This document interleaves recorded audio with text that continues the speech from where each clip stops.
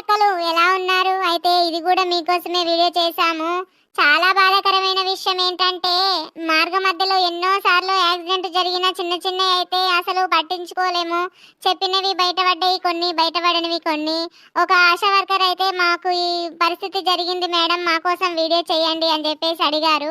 అందుకని వాళ్ళ కోసం ప్రత్యేకంగా ఈ వీడియో అయితే చేశాము. అయితే ఇంకొక ఆశా వర్కర్ కూడా చాలా పెద్దగా ఆమె బాధ అంతా కామెంట్ల రూపంలో తెలిపింది. చాలా బాధాకరము. ఇన్ని సమస్యలు ఉంటే మీరు ఇంకా ఇన్ని సంవత్సరాల నుంచి ఏం చేస్తున్నారు అర్థం కావట్లేదు నాకైతే. ఒక చిన్న ఉద్యోగి మామూలుగా ఒక 6 నెలల తర్వాత అతనికి ఒక 5,000 అయినా సరే పెంచుతారు. ఎట్టి చాకిరి చేపించుకుంటున్న 20 సంవత్సరాల నుంచి మీకు 5,000 కాదు కదా 500 కూడా పెంచలేదు. అసలు మీరు ఎందుకు ఊరుకుంటున్నారో అర్థం కావట్లేదు. అయితే మాకు బాధాకరమైన విషయాలు అన్ని వెలుగులోకి వస్తున్నాయి ఈ వీడియోల ద్వారా. మా కోసం మస్తుగా మీరు బాధపడుతూ వీడియోలు చేస్తున్నారు మేడం, చాలా థ్యాంక్స్, మీకు రుణపడి ఉంటాం అనేసి చాలా మంది కామెంట్ చేస్తున్నారు. ఖచ్చితంగా అండి, మీకోసం మంచి మంచి వీడియోలు అయితే ముందు ముందు ఇంకా చేస్తాం. మీరు ఇలాగే సపోర్ట్ చేస్తూ ఉండండి. మీ కోరికలు మీ కష్టాలన్నీ త్వరలోనే తీరుతాయి. వీడియో చూస్తున్న వారు ప్రతి ఒక్కరూ లైక్ చేయండి, కామెంట్ చేయండి, షేర్ మాత్రం ఖచ్చితంగా చేయండి. ఎందుకంటే ప్రజల్లోకి ప్రభుత్వానికి వెళ్ళాలి అంటే మన షేర్లు అయితే కంపల్సరీ. మీ గ్రూప్లలో అన్నిట్లో షేర్ చేయండి. ఒక ఆశా వర్కర్ జీవితం ఇది వీడియో మొత్తం చూడండి. మీకు కూడా ఇలాంటి సిచ్యువేషన్ జరిగితే కామెంట్ చేయండి. పలాంటి వీడియోలోకి వెళ్ళిపోదాం.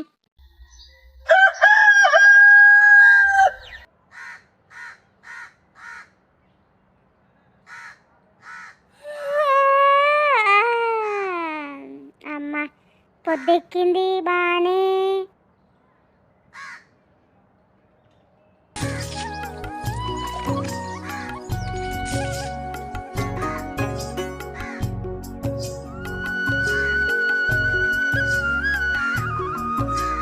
ముత్యమంతా పసుపు ముఖమెంత ఛాయ, ముత్తైదు కుంకుమ బ్రతుకెంత ఛాయ. ముత్యమంతా పసుపు ముఖమెంత ఛాయ, ముత్తైదు కుంకుమ బ్రతుకంత ఛాయ. ముద్దు మురిపాలకు ముంగిళ్ళలోన 3 పువ్వులు 6 కాయలు కాయ. ముత్యమంతా పసుపు ముఖమెంత ఛాయ, ముత్యమంతా పసుపు ముఖమెంత ఛాయ.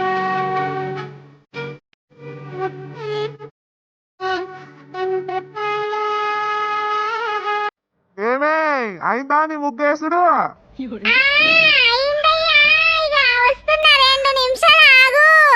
ముగ్గులు వేసుకుంటే కూర్చుంటావా? ఛాయ్ ఏమన్నా పెట్టించేది ఉందా? వస్తున్నాయా, అయిపోయిందిగా. పొద్దుగా లేచి నుంచి అరుస్తూనే ఉంటారు. సరే ఇక ఎంతసేపట్లో ఈ ముగ్గు నేను స్నానం చేసి వచ్చే కల్లోనన్నా ఛాయ్ పెట్టి కాలబెట్టు. జర అయితే వాటికి ఫోన్లు వస్తాయి, ఆడ సిస్టర్లతోని బాధ, డాక్టర్ అమ్మతోని బాధ. ఇగో ఇంటికాడ వస్తే ఇంటికాడ ఇట్లా ఉంది. ఏడ పోయినా ప్రశాంతత లేదమ్మా నాకైతే. ఇక సార్ ముగ్గేసింది, ఇంకా జర లేట్ అయింది అనుకో ఇక మా అత్త కూడా అరుస్తుంది. ఇక అబ్బా ముగ్గు ఇంత బాగా వచ్చింది ఈరోజు.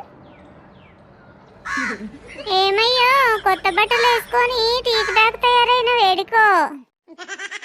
రామాపురం పోతున్నానే, జర పనున్నది.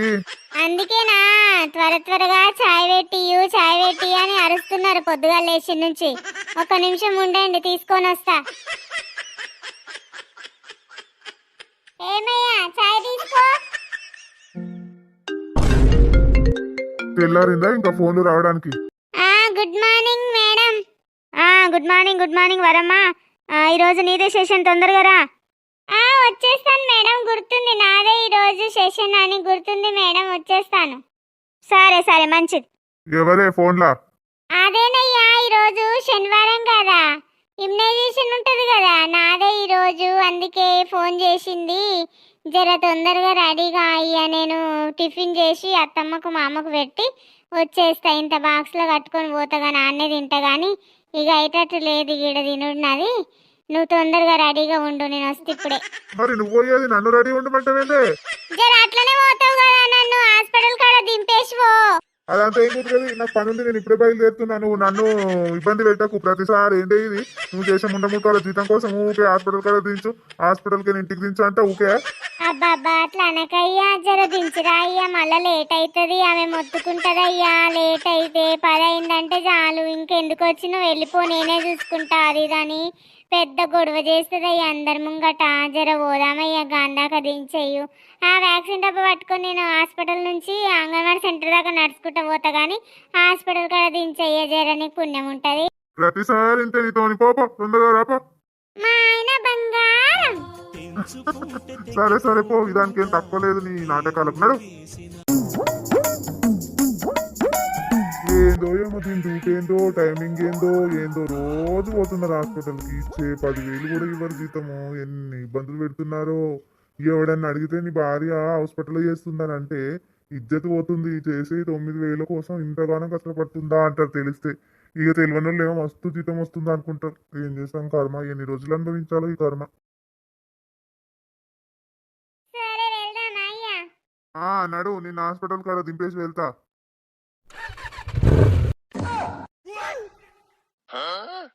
ఏంది ఇది, రోజు రోజు రమ్మంటున్నారు హాస్పిటల్ కి. సెషన్ అని ఓసారి పోతావు, డెలివరీ కానీ ఓసారి పోతావు, సర్వే కానీ ఓసారి పోతావు. ఏం రిజిస్ట్రేషన్ చేపియాలి అవి లేవంటే టెన్షన్ పడతావు. ఇంట్లో టెన్షన్, సంసారం టెన్షన్ అయితే లేదు కానీ నీకు హాస్పిటల్ టెన్షనే మామూలుగా లేదే నీకు. అరే అరే అరే అరే, మామూలు టెన్షన్ కాదు. నువ్వు టెన్షన్ పడి మా ఇంటి అందరికి టెన్షన్ పెడుతున్నావు కదనే. ఏం చేయమంటావయ్యా మరి? వాళ్ళు అట్లా టెన్షన్ పెడుతురు మమ్మలను. గవర్నమెంట్ హాస్పిటల్లోనే డెలివరీ చేపియమని అంటారు కానీ గవర్నమెంట్ హాస్పిటల్లో మళ్ళా పట్టించుకోరు. పోతే బయటకు వెళ్ళగొట్టుడు, మమ్మల్ని లోపలికి రాకనీయకపోవుడు, పేషెంట్ల ముంగట్నే ఇజ్జత్ తీసేసుడు, ఇవన్నీ జరుగుతున్నాయి. ఎవ్వరు పట్టించుకుంటలేరయ్యా. ఏం చేయమంటావు మరి? అదో పెద్ద రంది అయిపోయిందయ్యా. ఎవరాళ్ళు తిట్టేవాళ్ళు?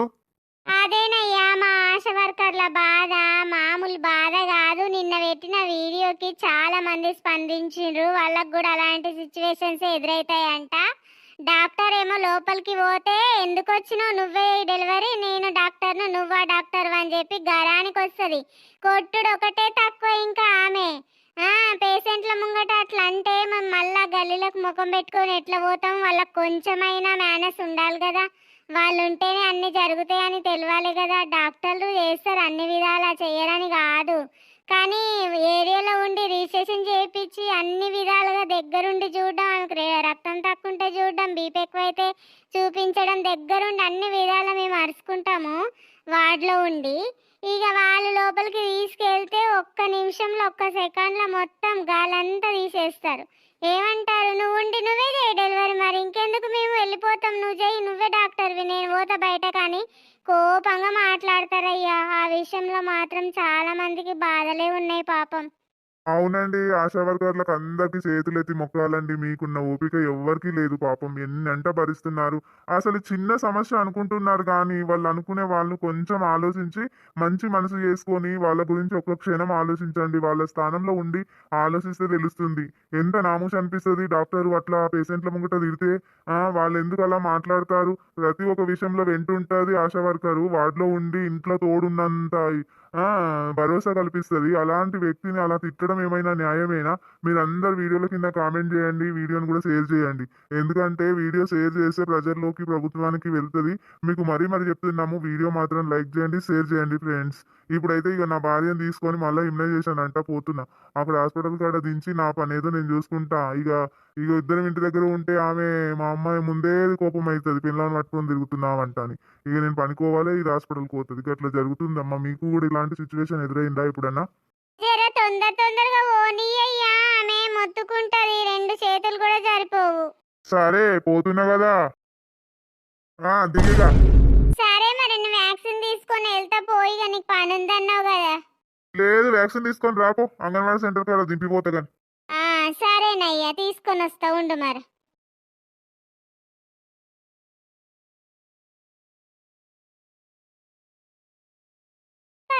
వెళ్దాం.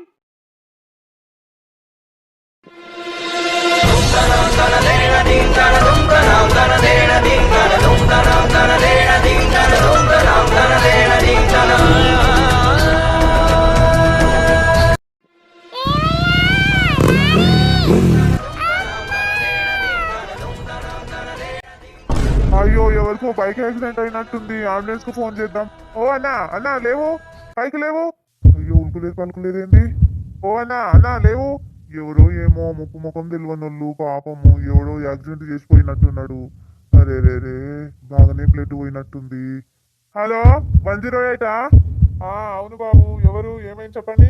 ఇక్కడ రామాపురం విలేజ్ దగ్గర అండి, రోడ్డు మీద ఇద్దరు బైక్ స్లిప్ అయి పడిపోయారు, బాగానే దెబ్బలు తగిలాయి. జర త్వరగా వస్తారా? వస్తున్నా. అక్కడే ఉంటారా? మీరు వచ్చేదాకా ఉండండి, జరా లొకేషన్ చెప్తారు కానీ. ఉంటాను, మీరు వచ్చేదాకా ఉంటాను, రండి. ఏం పర్వాలేదన్న, అంబులెన్స్ ఫోన్ చేశాను, మీరు టెన్షన్ పడకండి. అయ్యో, స్లో తప్పి పడిపోయాడే, ఏమైతుందో ఏమో అర్థమైతలేదు. ఆవిడ కూడా పడిపోయినట్టుంది, ఆవిడ కూడా దెబ్బలు తగిలినట్టున్నాయి, ఏం చేయాలి ఇప్పుడు? అదే అదే.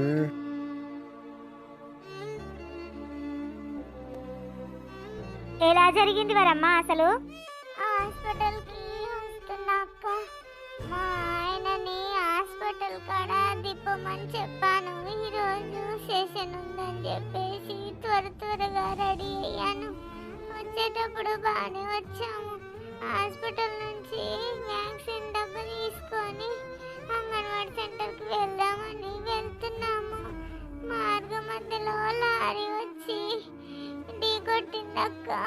మా ఆయనకి ఎట్లుంది ఇప్పుడు?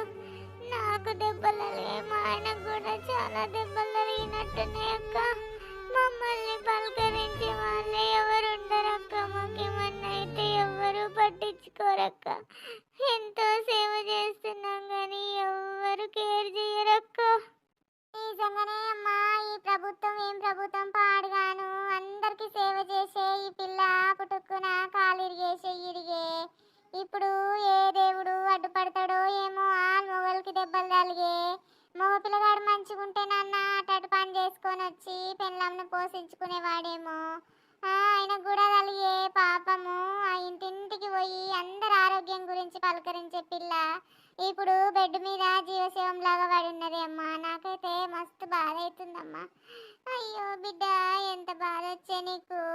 ఊకో వరమ్మ, బాధపడకు, ఏం కాదు. మన ఆశా వర్కర్లు అందరం కలిసి నెత్తి కిందేసి పైసలు మీకు మంచి హాస్పిటల్లో ట్రీట్మెంట్ అయ్యేలా చూసుకుంటాం. నువ్వేం బాధపడకు. మనమందరం ఐక్యతంగా ఉండాలి. ఎవరేం చేసినా మనకేం కాదు.